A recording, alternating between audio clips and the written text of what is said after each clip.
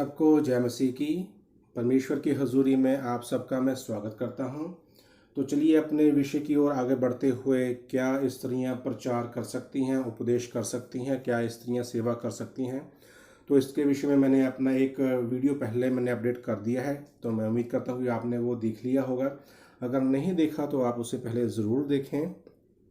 और मेरे एक भाई ने मुझसे ये पूछा था कि आप ये वीडियो क्यों बना रहे हो, इसके पीछे आपका मकसद क्या है, क्या उद्देश्य क्या है इस वीडियो बनाने का। तो मैं आपको बताना चाहता हूँ कि बीते दिन ही मैंने एक प्रचार सुना। वो हमारी एक मसीही बहन, एक सिस्टर ने प्रचार किया है। मैं तो उनको नहीं जानता हूँ वह। तो मैंने जब उनका प्रचार सुना तो उनके जो प्रचार का जो वीडियो लिंक है मैंने डिस्क्रिप्शन बॉक्स में नीचे में डाल रखा है, आप उस प्रचार को सुन सकते हैं। तो मैंने उस जो प्रचार को सुना तो वहाँ पे उन्होंने एक बात को ना मेंशन किया हुआ है कि उन्होंने यूहन्ना अध्याय 12 और उसकी 26 आयत को कोड किया हुआ है। उस आयत के अनुसार उन्होंने सभी मसीही बहनों को ये संदेश दिया हुआ है, ये प्रचार किया है कि सबको प्रचार करने का अधिकार है, उपदेश करने का अधिकार है। क्योंकि अगर हम सेवा नहीं करेंगे, हम परमेश्वर की सेवा नहीं करेंगे, तो इस वचन मैंने आपको बोला है यूहन्ना 12 की 26 के अनुसार कि यदि कोई मेरी सेवा करे वो मेरे पीछे हो ले, और यहाँ मैं हूँ वहाँ मेरा सेवक भी होगा। तो इसके आधार पर उन्होंने प्रचार किया था कि जब हम प्रभु की सेवा ही नहीं करेंगे तो हम स्वर्ग कैसे जाएंगे। जब प्रभु हमसे पूछेगा कि आपने क्या किया, तो हम उसको प्रभु को क्या उत्तर देंगे कि प्रभु हमने आपके लिए कोई भी सेवा, कोई भी कार्य ऐसा नहीं किया क्योंकि हमें पुरुषों ने करने नहीं दिया। पौलुस के वचन के अनुसार हमें कोई आज्ञा दी ही नहीं कि हम प्रचार करें या हम उपदेश करें या सेवा करें, तो फिर हम स्वर्ग नहीं जा पाएंगे और हम नरक में चले जाएंगे। तो उन्होंने इस वचन को कोड किया कि हम सेवा कर सकते हैं। और दूसरी बात यह है कि एक एक विचारधारा बन चुकी है कि प्रचार करना या उपदेश करना या भविष्यवाणी करना ही सेवा है। मैं फिर कहता हूँ कि आजकल ये विचारधारा बन चुकी है कि प्रचार करना ही सेवा है, उपदेश करना ही सेवा है, भविष्यवाणी करना ही सेवा है, चिंगाइयाँ करना ही सेवा है। तो ये विचारधारा एक तरह से गलत विचारधारा है, क्योंकि सेवकाई एक प्रकार की नहीं है, सेवकाई बहुत प्रकार की है। बाइबल में हमें पूरा ऐसे विस्तार से वर्णन मिलता है कि कैसे कैसे परमेश्वर के चुने हुए लोगों ने सेवकाई की है, परमेश्वर को कैसे उन्होंने प्रसन्न किया हुआ है। तो इस वचन को आधार मानकर प्रचार करना, उपदेश करना, उसकी सेवकाई स्त्रियां कर रही हैं और दूसरों को करने के लिए उत्साह दे रही हैं। तो इस बात के लिए रिप्लाई देने के लिए ही मैं ये वीडियो अपडेट कर रहा हूँ। तो मैं आपको ये बात क्लियर होगी कि मैं ये वीडियो मैं क्यों बना रहा हूँ। तो चलिए हम चलते हैं कि हम परमेश्वर के वचन से जानते हैं कि क्या सचमुच स्त्रियां अगर जब तक सेवा नहीं करेंगी तो क्या वो स्वर्ग नहीं जाएंगी। सवाल तो यही पैदा होता है ना कि क्या स्त्रियां स्वर्ग नहीं जाएंगी कि जब तक वो सेवा नहीं करेंगी। ये मापदंड बिल्कुल भी सही नहीं है। सेवा करना है, और सेवा कौन सी है मैं आपको पहले ही वीडियो में आपको मैं बता चुका हूँ। तो आइए अपने विषय की ओर आगे बढ़ते हुए हम चलते हैं कि जो सेवा है, जिसको हम मान लेते हैं कि प्रचार करना ही सेवा है, इसलिए सब स्त्रियां प्रचार करें, चर्च में पुलपिट पे खड़े होकर प्रचार करें। पर पौलुस हमें ये बताता है, देखो पहली बात तो कि पौलुस की कोई अपनी स्टेटमेंट नहीं है। पौलुस पवित्र आत्मा की सहायता से, पवित्र आत्मा जो परमेश्वर का आत्मा है, उस आत्मा की सहायता से पौलुस ने सेवकाई की, और उस आत्मा की सहायता से जो उसकी आत्मा ने अगुवाई किया, उसने वो लिखा, वो पत्रियां लिखी जो आज हमारे पवित्र शास्त्र में है। तो इसमें पौलुस की कोई अपनी सोच या अपनी थ्योरी नहीं है, वो परमेश्वर की आज्ञा है, पवित्र आत्मा की सहायता से पौलुस के द्वारा वो हमारे पास पहुंची है। तो पौलुस के इस स्टेटमेंट से कि स्त्रियां उपदेश नहीं कर सकती, अगर ये स्टेटमेंट लिखी हुई है इसमें, तो परमेश्वर की ये आज्ञा है, परमेश्वर की ये इच्छा है कि स्त्रियां उपदेश ना करें। अब सवाल यही है कि अगर स्त्रियां उपदेश ना करेंगी, सेवा ना करेंगी, तो वो स्वर्ग कैसे जाएंगी। तो इस विषय में हम आगे बढ़ते हुए मैं आपको मैं वचन बताता हूं कि पौलुस ने ही लिखा हुआ है कि स्त्रियां उपदेश नहीं करेंगी, और पौलुस ने ही ये बात लिखी हुई है कि 1 तीमुथियुस उसका 2 अध्याय उसकी 15 आयत। देखिए ये वचन आपको जानना बहुत जरूरी है। हर एक मसीही स्त्री को इस वचन को मालूम होना बहुत ज़रूरी है। इसलिए मैं इस वीडियो को अपडेट कर रहा हूँ कि सही ज्ञान अगर हमारे पास नहीं है, जैसे कि वचन में लिखा हुआ है कि ज्ञान ना होने की वजह से मेरी प्रजा का नाश हो गया। जैसे हवा ने गलती की और परमेश्वर की इच्छा को नहीं माना, परमेश्वर की इच्छा के विरोध में काम किया। आज भी हम मसीही औरतें परमेश्वर की आज्ञा इच्छा के विरोध में काम करती हैं कि जो इस पौलुस की स्टेटमेंट को वो बिल्कुल इग्नोर कर देती हैं, बिल्कुल भी नहीं मानती। जबकि पौलुस हमें ही द्वारा पवित्र आत्मा की सहायता से ये बताता है कि तो भी स्त्रियां बच्चे जन्मने के द्वारा उद्धार पाएंगी यदि वह संयम सहित विश्वास प्रेम और पवित्रता में स्थिर रहें। आई रिपीट अगेन, पौलुस कहता है 1 तीमुथियुस उसके अध्याय 2 की 15 आयत में, तो भी स्त्रियां बच्चे जन्मने के द्वारा उद्धार पाएंगी यदि वह संयम सहित विश्वास प्रेम और पवित्रता में स्थिर रहें। देखिए पौलुस हमें बिल्कुल ये अच्छे से समझाता है कि जो हमारा उद्धार है, चाहे वो स्त्री है चाहे पुरुष है, हमारा उद्धार विश्वास के साथ है। अगर हमारा विश्वास प्रभु के ऊपर है तो हमारा उद्धार हो जाएगा। और याकूब हमें कहता है कि जो हमारा विश्वास है वो हमारा कर्म के साथ हो, कर्म के बिना ना हो। कि अगर हम विश्वास करें और अगर हमारा कर्म जो हमारा काम करते हैं अगर विश्वास के अनुरूप नहीं है और हम गलत काम करते हैं तो हमारा विश्वास फिर वो अधूरा है। तो पौलुस यहाँ पे बिल्कुल साफ हमें बता रहे हैं इस वचन में कि स्त्रियां पहले तो विश्वास करें कि हम विश्वास करती हैं प्रभु के ऊपर, फिर वो प्रेम करे कि प्रभु का प्रेम हम सब के हृदय में होना चाहिए। तीसरी बात है पवित्रताई। जैसे कि परमेश्वर ने बोला कि मैं पवित्र हूँ, पवित्र बनो, मैं सिद्ध हूँ तो सिद्ध बनो। तो हम विश्वास सहित प्रभु के प्रेम में पवित्रता में चलते हैं तो जो औरतें हैं जो बच्चे पैदा करेंगी उसके द्वारा उसका उद्धार होगा। तो देखिए यहाँ पे बात जो समझने वाली ये है कि पौलुस ने पवित्र आत्मा की सहायता से ये क्यों लिखा कि स्त्रियां बच्चे जनने के द्वारा उद्धार पाएंगी। आई रिपीट अगेन, बच्चे जनने के द्वारा उद्धार पाएंगी। इस बात की क्या वैल्यू है, क्या अर्थ है इसका? देखो सारी संसार की औरतें तो बच्चे जनती हैं, चाहे वो मसीही है चाहे वो मसीही नहीं है। पर पौलुस का यहाँ पे क्या अर्थ बनता है कि बच्चे जनने के द्वारा ही उद्धार पाएंगी, जबकि अन्य जाति हैं वो भी बच्चे जनती हैं तो क्या उनका भी उद्धार हो जाएगा? पर उसने साफ लिखा हुआ कि जो विश्वास करेंगी प्रभु के ऊपर, जो प्रेम करेंगी प्रभु के साथ, जो उनके अंदर प्रेम है और जो पवित्रताई में है। तो हमें बाइबल में इसकी बहुत सारी एग्जाम्पल मिल जाती हैं। मैं आपको सारी एग्जाम्पल अभी एक्सप्लेन करना चाहता हूँ कि देखो ये सारी घटनाएं हो चुकी हैं बाइबल में। पौलुस से पहले, प्रभु के आने से पहले ये सारी घटनाएं हो चुकी हैं और पौलुस ने उसके बाद ये बात लिखी हुई है। अगर पवित्र आत्मा ने वो कार्य पौलुस से पहले, हमारे प्रभु से पहले ओल्ड टेस्टामेंट में अगर पवित्र आत्मा ने ये कार्य किया है तो तभी पौलुस ने पवित्र आत्मा की सहायता से ये बात लिखी हुई है कि ओल्ड टेस्टामेंट में कौन सी औरतों का उद्धार इस वचन के आधार पर हुआ है। तो सबसे पहले हम एग्जाम्पल ले लेते हैं हवा की। हम जानते हैं कि सबसे पहला जो गुनाह इस धरती के ऊपर हुआ मनुष्य जाति में वो हवा ने किया, हवा के द्वारा फिर आदम ने किया और आदम और हवा के द्वारा पूरी धरती के ऊपर हमारे बीच में एक पाप का स्वभाव हमारे अंदर है जो हमारे जन्म से ही है। तो हवा के द्वारा पाप हुआ तो परमेश्वर का क्रोध भड़का और परमेश्वर ने उनको सजा दी। पहला तो आदम के बाटिका से बाहर निकाला और कुछ शराब दिया, पढ़ सकते हैं, मैं उसको डिटेल में नहीं जाऊंगा तो ये वीडियो लंबा हो जाएगा। तो मैं शॉर्ट में ही वीडियो बनाना चाहता हूँ कि जल्दी से है मैं शॉर्ट में, क्योंकि लंबा वीडियो देखना बहुत मुश्किल होता है, तो छोटा अगर वीडियो हो तो लोग देख लेते हैं, इसलिए मैं स्टेप में डिवाइड कर रहा हूँ वीडियो को।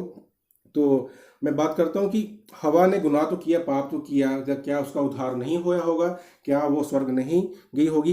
पर पौलुस का ये सेम वचन स्त्रियां बच्चे जन्मने के द्वारा विश्वास प्रेम और पवित्रताई में, तो हवा ने हाबिल को जन्म दिया। जो हाबिल था परमेश्वर की नज़रों में वो एक उत्तम पुरुष था, एक धर्मी पुरुष था और उसकी जो भेंट थी परमेश्वर ने ग्रहण की। अगर परमेश्वर ने उसकी भेंट को ग्रहण किया इसका मतलब परमेश्वर हाबिल से प्रेम करता था। परमेश्वर को हाबिल पसंद था, वो धर्मी था, उसके कार्य अच्छे थे, वो परमेश्वर में विश्वास रखता था, वो प्रेम में था, पवित्रताई में था। तो उस हाबिल के द्वारा ही हवा का उद्धार हुआ होगा। ऐसा नहीं होगा कि हवा नर्क में होगी। बेशक उनको सजा मिली है, जब उसने सजा मिलने के बाद जो बाहर अदन की भाटिका से उनको बाहर निकाल दिया होगा तो उन्होंने पश्चाताप किया होगा, उन्होंने परमेश्वर को छोड़ नहीं दिया होगा, क्योंकि हवा ने वहाँ पे एक बात को मेंशन किया हुआ कि परमेश्वर की सहायता से परमेश्वर ने मेरे ऊपर दया कृपा किया और मुझे पुत्र पैदा हुआ। पहला केन हुआ, फिर हाबिल हुआ। उसके बाद मैं आपको अगली एग्जाम्पल देता हूँ जो इब्राहिम की पत्नी सारा की है। तो देखो ये सारा जब 90 वर्ष की थी तो इब्राहिम 100 वर्ष का था। तो परमेश्वर ने अपनी प्रतिज्ञा के अनुसार इसहाक को जन्म दिया। जो इसहाक है परमेश्वर की प्रतिज्ञा की जो संतान है। तो वो बांझ थी, 90 साल की उम्र में कोई बच्चा होना कोई आसान बात नहीं है, ये परमेश्वर की महान दया है। तो इसहाक के द्वारा जो सारा है वो पवित्रताई में, विश्वास में और प्रेम में परमेश्वर में बनी रही और उसने पुत्र को जन्म दिया और उसका उद्धार हुआ। उसके बाद हम देख सकते हैं कि इसहाक के बाद जो उसकी पत्नी रिबका है, तो रिबका के द्वारा याकूब ने जन्म लिया। तो याकूब जो बाद में उसका नाम इज़राइल रखा गया। तो देखिए आप, इज़राइल का गुणगान तो हम आज भी करते हैं कि इज़राइल की कंट्री है, वहाँ पे यहूदी रहते हैं। तो कैसा पूरे विश्व में ये जो इज़राइल है परमेश्वर की एक महान कौम वहाँ पे रहती है, परमेश्वर की पहली कौम, प्यारी कौम वहाँ पे रहती है। तो किस तरह से परमेश्वर ने रिबका को याकूब के द्वारा जो है उसका उद्धार किया हुआ। क्योंकि जो रिबका है जो उसके विषय में पढ़ते हैं तो वो कितनी नेक पवित्र औरत है, कितनी वो विश्वास वाली औरत है। तो उसके अंदर ये गुण थे, तो उसने जो याकूब को पैदा किया तो उसके द्वारा उसका उद्धार हुआ। तो हम देखते हैं कि यहाँ पे जब हम बोलते हैं कि अब्राहम का परमेश्वर, इसहाक का परमेश्वर और याकूब का परमेश्वर, आज भी हम इब्राहिम, इसहाक और याकूब के नाम से ही परमेश्वर को याद करते हैं और यीशु मसीह के नाम से ही परमेश्वर को हम याद करते हैं। तो हम आगे बढ़ते हुए कि जैसे याकूब है, तो याकूब से फिर उसकी जो पत्नियां हैं लिया और राहेल, तो उनकी दो दासियां भी थी, तो उनके द्वारा भी पुत्र हुए। पर मैं लिया और राहेल की ही बात करूंगा। तो जो लिया है, लिया से एक पुत्र पैदा हुआ जिसका नाम लेवी रखा गया। तो उससे लेवी गोत्र की शुरुआत हुई और वो लेवी गोत्र में से मूसा ने जन्म लिया और हारून ने जन्म लिया। दोनों भाई थे। और मूसा, आप जानते हो कि मूसा जैसा नबी कोई नहीं हुआ। मूसा जैसा नबी कोई नहीं हुआ जिसने परमेश्वर ने मूसा के साथ जब आमने सामने बात की, और इस बात का वर्णन हमें बाइबल में मिलता है। तो कैसे अद्भुत काम परमेश्वर ने मूसा के द्वारा किए और हारून के द्वारा किए। और हारून हमारा सबसे पहला याजक था, वो तंबू का सबसे पहला याजक था हारून। तो कैसे जब इस गोत्र से वो अगर पैदा हुए हैं, तो जो वह लिया से लेवी गोत्र पैदा हुआ, तो जो संतान पैदा हुई उस संतान को पैदा करने के बाद ही उनका उद्धार जरूर हुआ होगा। उसके बाद राहेल की बात करें तो उससे यूसुफ पैदा हुआ। तो हम यूसुफ का वर्णन बाइबल में बहुत अच्छे से पढ़ते हैं कि कैसे यूसुफ एक धर्मी व्यक्ति था, एक पवित्र व्यक्ति था, कैसे वो व्यभिचार से दूर था और कैसे परमेश्वर ने उसको मिस्र में भेजा और परमेश्वर ने अपनी योजना को पूरा किया। और यूसुफ के ही द्वारा ही मिस्र को दंड मिला। तो जब मूसा के समय में जब परमेश्वर इज़राइलियों को वहाँ से छुड़ा के लेके आया मिस्र से इज़राइलियों को, तो यूसुफ वहाँ पे गया था। तो उसके भाई और उसका पिता याकूब भी वहाँ पे गया था। तो वहाँ पे जो उनकी गिनती थी काफ़ी बढ़ चुकी, वहाँ पे वो रहते थे। तो परमेश्वर ने इन पवित्र औरतों के द्वारा, जो विश्वास में थी, जो प्रेम में थी, जो पवित्र थी, परमेश्वर ने उनके द्वारा ऐसे महान पुत्रों को पैदा किया। तो जिनका जो नाम है इतिहास की बुक में, हम इतिहास में पढ़ते हैं परमेश्वर के साथ उनका नाम जुड़ा हुआ है। उसके बाद हम रूत की बात करते हैं। तो रूत का जो करैक्टर है, कितना अद्भुत, कितना सुंदर करैक्टर है रूत का। कैसे उसके अंदर त्याग और बलिदान की भावना है कि जब उसका पति नहीं रहा, उसकी सास का पति नहीं रहा, वो दोनों अकेली हो गई। तो उसकी सास ने जब बोला कि तू छोड़ के मुझे चली जा, अपने घर चली जा, वापस अपने पिता के पास चली जा, पर रूत ने अपनी सास को नहीं छोड़ा। कहती तेरा परमेश्वर मेरा परमेश्वर है, जहाँ तू जाएगी मैं वहाँ रहेंगी, जहाँ तू खाएगी वहाँ मैं खाऊंगी। तो रूत का बलिदान देखो, और परमेश्वर ने ऐसी महान योजना उसके जीवन में पूरी की कि रूत दाऊद की दादी बनी। तो उसके बाद हम देख लेते हैं कि हन्ना नाम की एक औरत थी जिससे हमारा नबी शमूएल पैदा हुआ। तो हम पढ़ते हैं कि हन्ना परमेश्वर के मंदिर में कैसे रो रही थी, कैसे गिड़गिड़ा थी, और परमेश्वर ने उसकी सुधि ली और उसे पुत्र पैदा हुआ शमूएल, जिसने शाऊल का और दाऊद का अभिषेक किया। और शमूएल के विषय में हम बहुत अच्छे से पढ़ सकते हैं बाइबल में। तो परमेश्वर ने कैसी अद्भुत काम किए, इन औरतों के विषय में हम बाइबल में पढ़ सकते हैं। और सबसे अभी मैं अहम बात करूंगा कि हमारे प्रभु यीशु मसीह की माता मरियम की बात करूंगा। देखिए मरियम के विषय में आप मुझे डिटेल बताने की ज़रूरत नहीं है। वो कैसी पवित्र औरत थी, परमेश्वर के साथ प्रेम करती थी, परमेश्वर के साथ उसका जो संबंध था पवित्रताई में था, विश्वास के साथ था, और परमेश्वर ने उसको चुना और उसके द्वारा अपना एक सबसे बड़ी योजना को पूरा किया। ठीक है। तो स्त्रियां यहाँ पे हम अब हमने ये डिटेल में देख लिया है कि मैं जितनी स्त्रियों के मैंने नाम बोले हैं, इन सभी स्त्रियों ने प्रेम में, विश्वास में, पवित्रताई में ऐसे महान पुत्रों को जन्म दिया जिनका वर्णन पूरी पवित्र शास्त्र में लिखा हुआ है। तो ये जो सेवा है, मैं फिर रिपीट करता हूँ कि ये जो सेवा उन्होंने परमेश्वर की और पौलुस इस बात पे मोहर लगाता है पवित्र आत्मा की सहायता से, और इसलिए यहाँ पे वचन लिखा हुआ है कि स्त्रियां बच्चे जनने के द्वारा उद्धार पाएंगी। तो हर वो स्त्री जो प्रभु में है, विश्वास करती है, उसके जो लहू हमारे पापों के लिए बहाया गया उसका अंगीकार करती है और परमेश्वर का प्रेम उनके हृदयों में है और वो पवित्रताई में परमेश्वर के साथ बढ़ रही हैं, तो वो जो ऐसे बालकों को, ऐसे बच्चों को वो उत्पन्न करेंगी या ऐसी बेटियों को उत्पन्न करेंगी जो परमेश्वर की महिमा करेंगे, परमेश्वर का कार्य करेंगे, परमेश्वर की जो योजना है उसको पूरा करेंगे, तो परमेश्वर उनके द्वारा उनका उद्धार करेगा। तो यहाँ पे ये पॉइंट क्लियर हो जाता है कि जैसे हम यूहन्ना 12 अध्याय उसके 26 आयत को हम कोड करते हैं कि जब तक हम सेवा ही नहीं करेंगे तो हम स्वर्ग कैसे जाएंगे। तो मेरी प्रिय बहनों, मैं आपसे ये बात कहना चाहता हूँ कि परमेश्वर के पूरे पवित्र शास्त्र का अध्ययन करना बहुत ज़रूरी है। जो औरतें पवित्र शास्त्र को जिन्होंने अभी तक नहीं पढ़ा, या पुरुष हैं जिन्होंने पवित्र शास्त्र को अभी तक डिटेल से अच्छे से नहीं पढ़ा है, तो वो ऐसी गलत शिक्षाओं को शिकार हो जाएंगे। तो अगर आपने बोल दिया, उनको बोला आपने कि आप सेवकाई करें, आगे निकल कर सेवकाई करें, हमें लड़ना है, हमें शैतान को हराना है, जब सारी लाखों स्त्रियां एक साथ आगे प्रचार करेंगी, उपदेश करेंगी, तो शैतान हार जाएगा। पर आपको मैं ये बात बता दूं कि ये परमेश्वर के वचन के बिल्कुल खिलाफ है, क्योंकि अगर आपका आधार ये ही है कि प्रचार करना ही सेवा है और प्रचार करने के द्वारा ही हम स्वर्ग जाएंगे, तो इसलिए मैंने इस वीडियो को बनाया है ताकि कि आप वचन को अच्छे से समझ लें कि हमारा जो उद्धार है, हमारी जो मुक्ति है, वो हमारी सेवकाई के ऊपर निर्भर नहीं करती कि प्रचार करना ही उद्धार का कारण है, उपदेश करना ही उद्धार का कारण है, भविष्यवाणी करना ही उद्धार का कारण है। ये बात गलत है।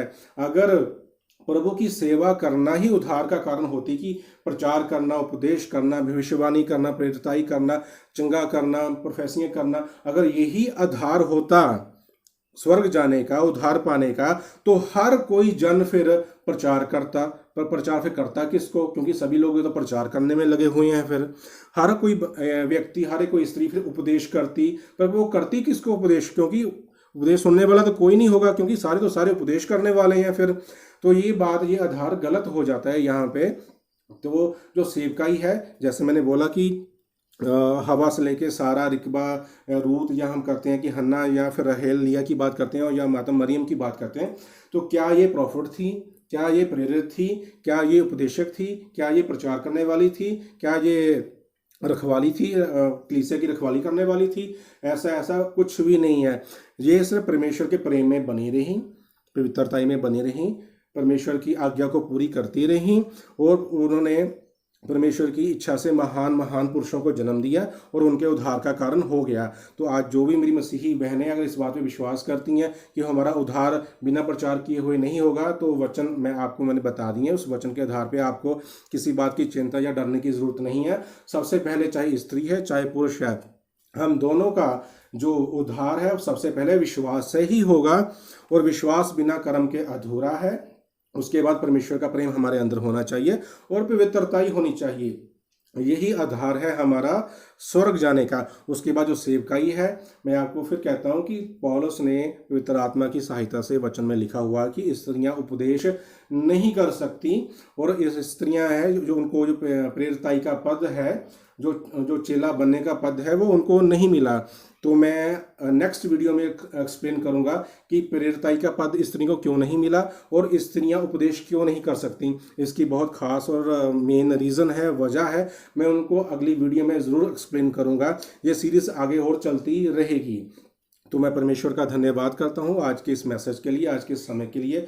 आई होप आप समझ गए होंगे कि मैं क्या कहना चाहता हूँ। तो अगर आपको कोई सवाल है, कोई आपको कुछ पूछना है या आपको वचन के बारे में कुछ पूछना है तो आप मुझे व्हाट्सएप पे मैसेज कर सकते हैं। मैंने अपना नंबर को अपडेट किया हुआ है। आपके सवालों के सब सारे जो उत्तर होंगे मैं वीडियो बना के मैं सबको मैं बताता रहूँगा। तब तक के लिए जय मसीह की, प्रेज द लॉर्ड। प्रभु आपको अपने अनुग्रह में हमेशा रखे कि आप शैतान की योजनाओं से बच सकें। क्योंकि मैं आपको एक बात और बता देता हूँ कि जैसे शैतान ने टारगेट किया हवा को, शैतान आदम को कभी भी टारगेट नहीं कर सका, क्योंकि आदम परमेश्वर की संगति में हमेशा बना रहता था। पर शैतान ने टारगेट किया हवा को, और हवा ने क्या गुनाह किया? परमेश्वर की आज्ञा को नहीं माना। तो आज भी शैतान औरतों को ही टारगेट करता है, क्योंकि जो स्त्रियां ये स्टेटमेंट को लेके चलती हैं, जो कोई लोग ऐसा प्रचार करते हैं कि प्रचार करने के बिना या उपदेश करने के बिना हम स्वर्ग नहीं जा सकती, तो ये गलत शिक्षा कौन दे रहा है? वो शैतान सैटन ही दे रहा है, ताकि कि आप हवा की तरह भरमाई जाएं और वो कार्य करें जो कार्य करने का आज्ञा परमेश्वर ने हमें नहीं दी हुई है। तो हमें इस वचन की गंभीरता को समझते हुए अपने आप को तैयार करना है। अगर परमेश्वर की इस आज्ञा के विरोध में अगर आप कहते हैं कि नहीं ऐसा नहीं है, हम पौलुस की बात को नहीं मानेंगे, देखिए पौलुस की बात को मानना तो बहुत ज़रूरी है, क्योंकि पौलुस ने अपने बुद्धि से या अपने ज्ञान से या अपनी इच्छा से कुछ नहीं लिखा। जैसे कि मैं कोई अपनी बुद्धि या अपने ज्ञान से आपको कुछ नहीं बता रहा हूँ। मैंने जितना भी बातें बताई हैं मैंने बाइबल में से सारी कोट की हुई हैं, ताकि कि हमारे अंदर जो भ्रम बना हुआ है वो भ्रम निकल जाए। तो वीडियो काफ़ी लंबा हो चुका है, तो मैं यहाँ पे अभी विश्राम लेता हूँ। तब तक के लिए प्रेज द लॉर्ड, जय मसीह। प्रभु आपको अपने अनुग्रह में रखे। मैं जल्द ही आपको अगले वीडियो में द्वारा मिलूंगा, जिसमें मैं बताऊंगा कि उपदेश क्यों नहीं कर सकते और प्रेरिताई का पद स्त्री को क्यों नहीं मिला। तब तक के लिए जय मसीह की।